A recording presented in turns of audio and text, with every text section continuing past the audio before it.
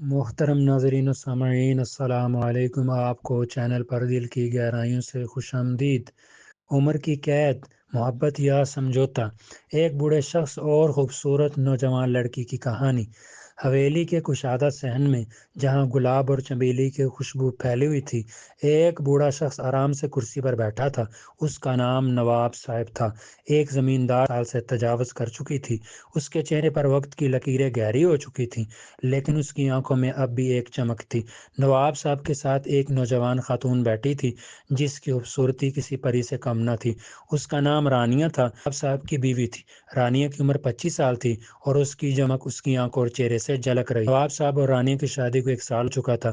یہ شادی نواب صاحب کے خاندان نے طے کی تھی اور رانیہ کے والدین نے بھی اسے قبول کر لیا تھا۔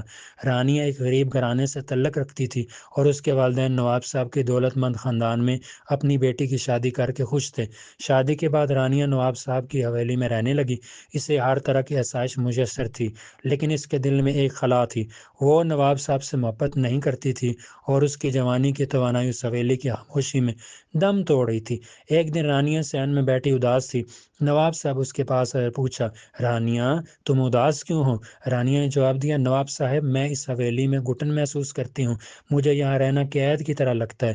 نواب صاحب نے رانیہ کی بات سنی اور کہا، رانیہ، میں تمہاری بات سمجھتا ہوں۔ تم جوان ہو اور تمہیں زندگی سے لطف اندوز ہونے کا حق ہے۔ رانیہ نے پوچھا، تو آپ کیا کریں گے؟ نواب صاحب نے کہا، میں تمہیں آزاد کر دوں گا۔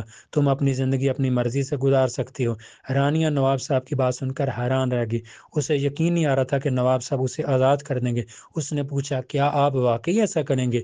نواب صاحب نے کہا، ہاں رانیہ، میں تمہیں خوش دیکھنا چاہتا ہوں۔ اگر تم میرے ساتھ خوش نہیں ہو تو میں تمہیں جانے دوں گا۔ رانیہ نے نواب صاحب کا شکریہ ادا کیا اور کہا، نواب صاحب، آپ بہت اچھے ہیں، میں آپ کی شکر گزار ہوں۔ نواب صاحب نے کہا، رانیہ، میں تمہیں ایک بات بتاتا چاہتا ہوں۔ میں تم سے محبت کرتا ہوں۔ میں جانتا ہوں کہ تم مجھ سے محبت نہیں کرتی، لیکن میں نے تمہیں ہمیشہ خوش رکھنے کی کوشش کی ہے۔ رانیہ نے نواب صاحب کی بات سنی اور اس کی آنکھوں میں آنسو آ گئے۔ اس نے کہا، نواب صاحب، میں آپ کی قدر کرتی ہوں۔ آپ نے مجھے ہمیشہ عزت دی ہے۔ نواب صاحب نے کہا، رانیہ، اب تم جا سکتی ہو، اپنی زندگی جیو۔ رانیہ نے نواب صاحب کو الوداع کہا اور حویلی سے چلی گئی اور اپنے والدین کے گھر گئی اور انہیں سب کچھ بتایا۔ رانیہ کے والدین بھی نواب صاحب کی سخاوت سے متاثر ہوئے۔ رانیہ نے ایک نیا آغاز کیا۔ اس نے اپنی تعلیم مکمل کی اور ایک اچھی نوکری حاصل کی۔ وہ خوش تھی، لیکن اس کے دل میں نواب صاحب کے لیے احترام تھا۔ کچھ سال بعد رانیہ نے سنا کہ نواب صاحب بیمار ہیں۔ وہ نواب صاحب کی حویلی گئی اور ان کی دیکھ بھال کی۔ نواب صاحب رانیہ کو دیکھ کر بہت خوش ہوئے۔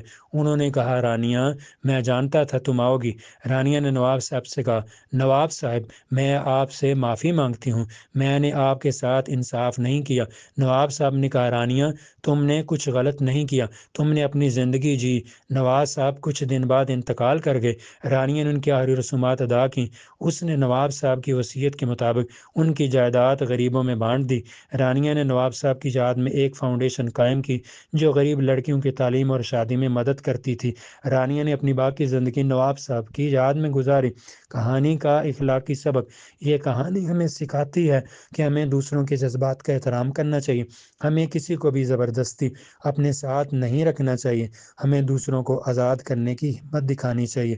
ویڈیو اچھی لگی لائک کیجیے گا، شیئر کیجیے گا، چینل کو سبسکرائب کر لیجیے گا۔ قیمتی وقت دینے کے لیے بہت شکریہ۔